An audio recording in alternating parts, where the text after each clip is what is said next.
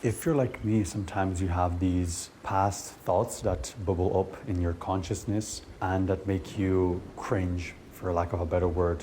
They make you feel in a negative way about maybe what you said or what you did, or maybe what you think you should have said or should have done in a specific situation in the past. And I was thinking about how this could be tied to having a low self-esteem, basically, but more so self-worth. So having a problem to define who you are and what's your quote-unquote identity. And sometimes this low self-worth or low self-esteem that one may have about himself or herself could be shown from the outside as a need to always put others' needs in front of your needs, or always trying to make sure that everyone around you has their needs met. Sometimes like that cringe feeling you have, that embarrassment of maybe a thing you said or have done, basically stems from this. You're always aware of what people may think of you, or not necessarily aware, but you're always trying to make sure that other people won't hate you or won't have negative things to say about you. So you're always trying to keep this high level of competency, even social competency and social awareness, so that no stone is left unturned and people will not mistake you for what you're not, and people will not hate you or think less of you for whatever reason. So you're basically tying your worth as a human being based on what other people perceive of you.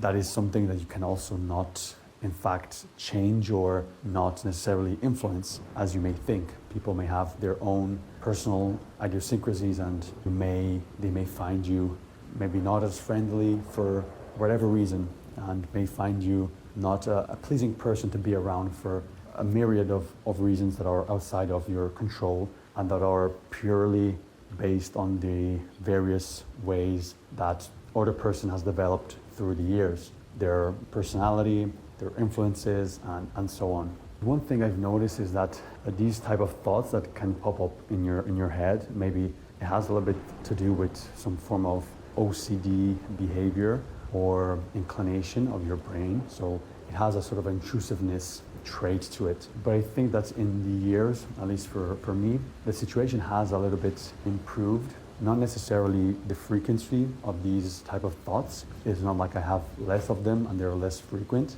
but more so like my elaboration and me rationalizing these types of thoughts. In fact, once you start to better understand what is who you are basically, and not in a mystical or very vague way, but even in a more practical way, like what you like or dislike doing. What are those things that when you do them, you feel good about yourself and you feel happy, and what are those things that you don't feel happy doing? You start also analyzing what are your beliefs. Do you actually believe in them? Why do you have these beliefs? And you start to little by little analyze yourself. And I did a video about quitting caffeine a while back. And in general, I won't say that caffeine is the culprit, and I'm just using it as a sort of a way to make this point I'm about to make, and that is that sometimes the things we do, activities and stuff we may eat or drink, can also influence our ability to analyze and sort of critique our behaviors and our natural state of being.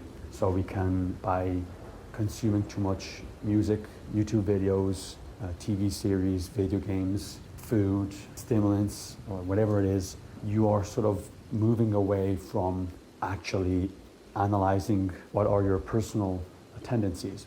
And so you sometimes may run away from negative emotions like stress, like embarrassment, like intrusive thoughts that can cause this embarrassment and this cringe on yourself. But the thing you use to run away from those negative emotions is going to actually not necessarily make them bigger and to make the situation worse, but it will make you lose time that you could use actually to improve those negative emotions and to try to understand why you have those impulses and those feelings that you may define as negative feelings. Another area in which I think that this can play out is, for example, in social media in general, and that is the fact to always see other people as having better lives or being even better person than yourself. Maybe having better skills, being more competent, more intelligent, or whatever it is. And over the years, this for me has improved because you start to, first of all, as you know yourself better, you start to actually know what you are not interested in, and you don't like, and you don't need.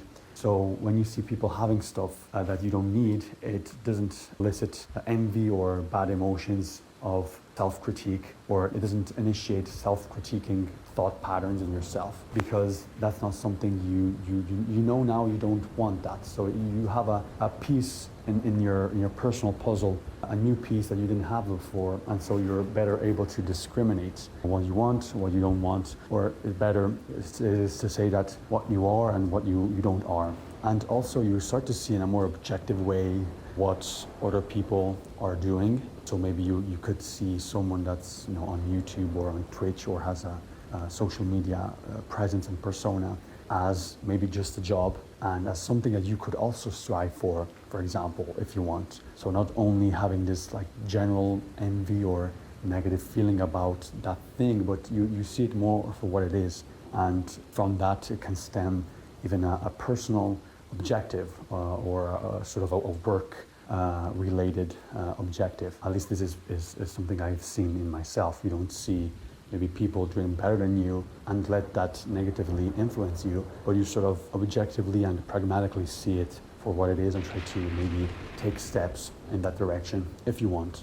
Also in the sphere of, let's say, social personas, or better like social appearances and let's say social life in general, I wouldn't say I was ever actually envious of people who maybe had social circles and so on, and that were very prone or very big on going out and having a lot of friends. I always had ambivalent feelings about this because in a way I lacked that aspect in myself, and so sometimes I was sort of doubting what I was. I was doubting that maybe I should change my behavior or I should do things differently. And like the funny thing is like that now that I'm maybe what you could define as sort of a young adult, I sort of see those same person with a little bit of maybe not pity. Sometimes pity can derive from seeing yourself above the person you feel pity for, but it certainly has maybe 360 or 180 changed my view on this, because now sometimes I feel like those same people have like stuck in that sort of social validation circle bubble. They need that aspect, but I also see people that maybe haven't spent time to really look at themselves and look at what they're doing and maybe what they like doing and what they want from life, what they want from other people, and in general who they are as a person. And so like now I feel more blessed and more happy and happier in a way in my position, because at least I see myself, or I feel actually, that's the real thing, you feel more, people could say mature, I don't know, you could use the word you want. Sometimes it's just like semantics, but the important thing is like you feel different. You see those people and that doesn't elicit necessarily negative emotions on yourself, but rather you're more objectively looking at that thing and you see it for what it is, as they say. And also I want to touch on the topic of self-confidence and confidence in yourself, basically. Sometimes people may think or say that you have to do stuff, you have to achieve stuff, and from achieving stuff you become confident. But other people may say, once you achieve stuff, you actually realize that nothing has changed. And I think that, first of all, experience is the only thing we have. So we all have generally a working brain, thoughts and thought patterns, and what we could call a consciousness. But that consciousness needs information, it needs to be fed, and that food is basically experiences. All type of experience is actually experience, and sometimes we may not see it as such, and we may brush off some experiences we had because we don't want to spend time thinking about it.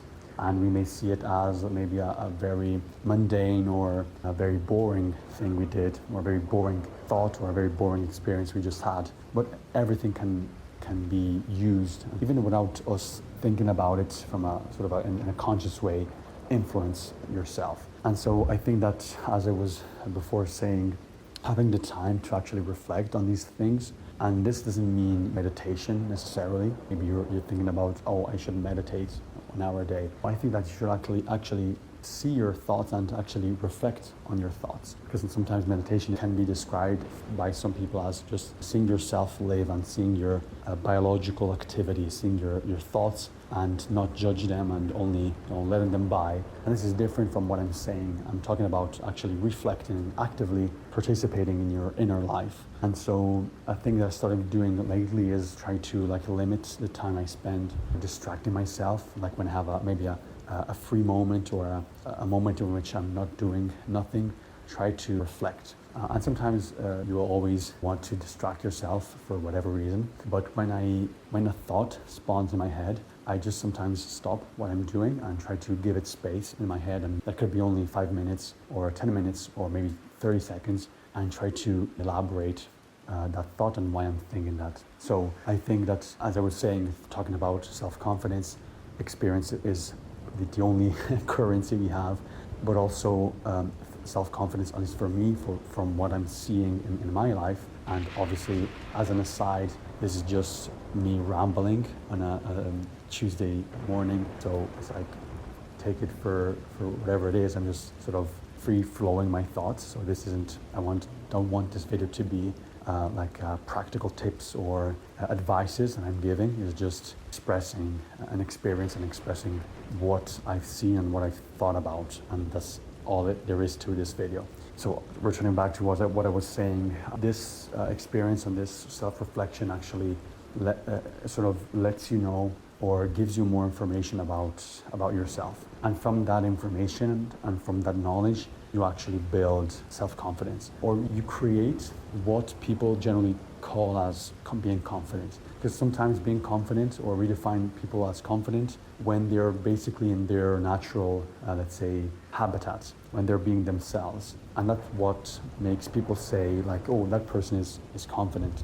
Confidence isn't necessarily something you are, in the sense you don't consciously decide to be confident. It's just that when you're in your natural environment, you are behaving like you would behave, you are doing stuff like you would do. That's what seems like a confident person. But in your eyes, you're just being yourself. Then again, a possible critique of this is that obviously, if experience is key, you can't unchain yourself from experience. So obviously, experience molds what you are and defines in a way what you are. And I think that's true. But also, if you analyze yourself and your life, sometimes we have some sort of things we prefer to do compared to others. And I don't know if that comes from genetic predisposition or stuff you did when you were little and you don't remember about it. So there is a sort of tendency. You could call it, personality. You could call it whatever you want. But every one of us has some tendencies to do stuff.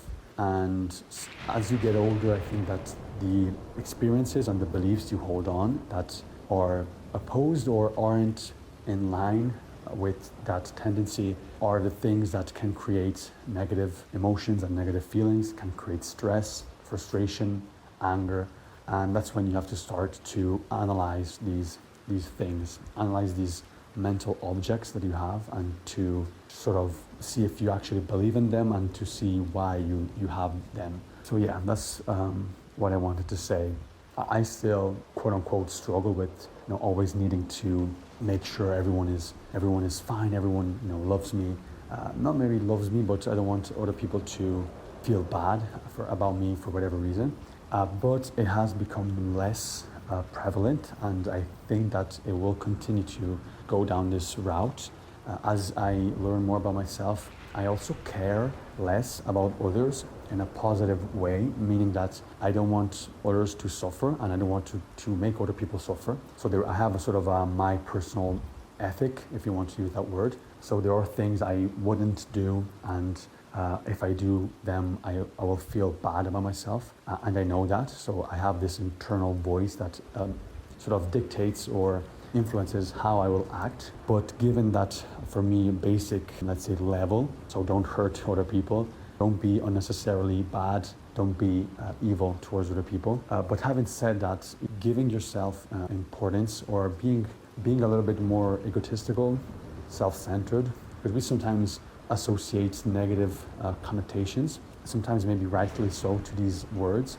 But for me, like, I'm arriving at that word and using that word more to define a self-knowledge. So doing things because you sort of, in an imperfect and always changing way, think you understand yourself and what you like doing and what you feel you want to do, and you are following that tendency without letting other people block that voyage and that personal growth, if you want. Because sometimes we just let other people influence our lives without them doing nothing. So it's you that are actually letting other people influence yourself, even though they're not trying to do it. So this is a very strange thing our brain can do, but sometimes we may think it's other people's fault, but it's actually our way of interpreting what we think they think about ourselves and how that influences us, and we let that dictate our behavior. And sort of we think that other people are doing this to us, and we may feel resentment and anger towards them,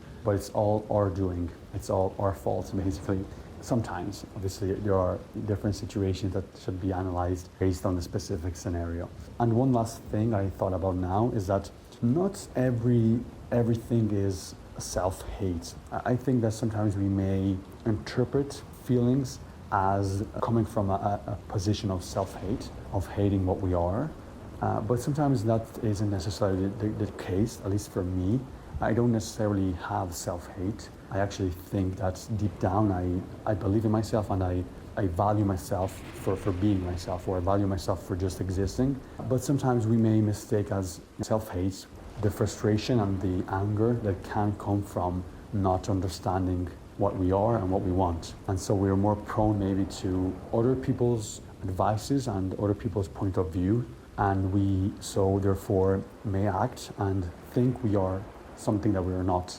And from that, self-hate can generate, or we can have some feelings that we then interpret as being of a hatred nature, or coming from a place of hatred of oneself.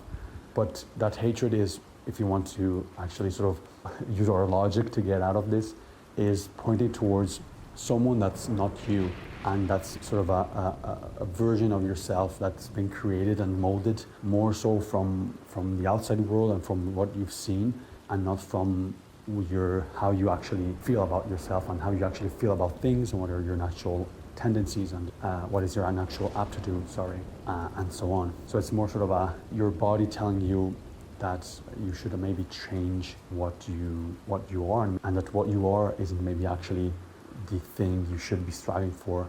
And so that self-hatred may just come from the fact that you're not being yourself. So you hate yourself because, correctly so, you're not being yourself. So that's another way of seeing it. So I personally am going a little bit through this journey myself in these last months and maybe years.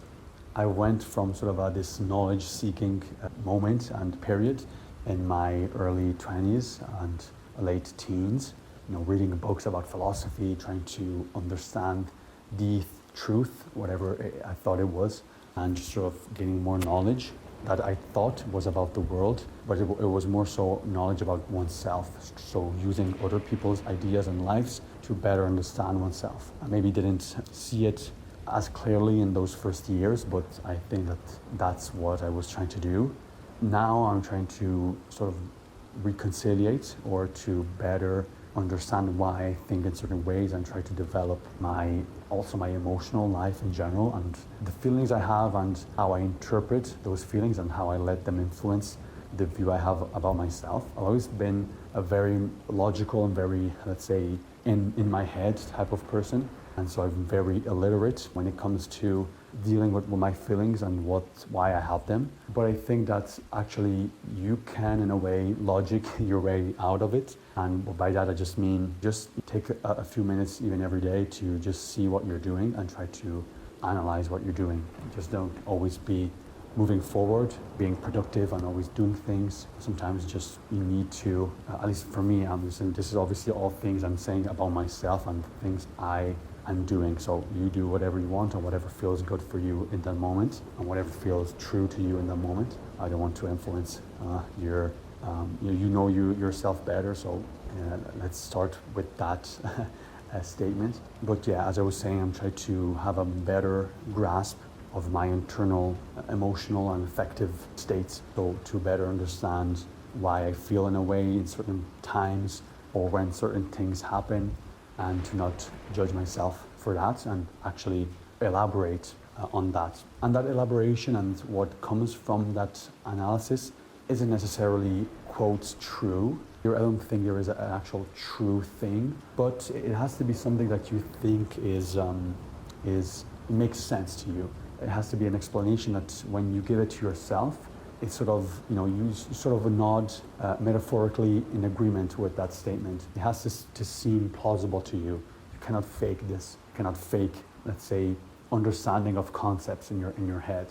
You know if you're faking what you're doing. And it's not about what necessarily, it's just about if that thing seems plausible and seems like something that alienates, or it's something that it's in tune and in a way with the same wavelength parallel to what you normally think and what is your natural way of being, basically. So that's all I wanted to say, and yeah, have a nice day.